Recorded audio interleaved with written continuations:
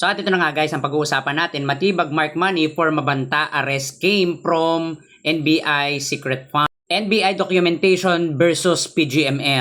Habang pilit na pinalalabas ng PGML na ito ay set up, lumalabas naman ang kalinawan na talagang sila ay gumagawa ng katarantaduhan at anomalya. Dahil paano ka mase-set up kung wala kang katarantaduhan? Na-set up ka kasi kumagat ka dun sa sinet up sa'yo.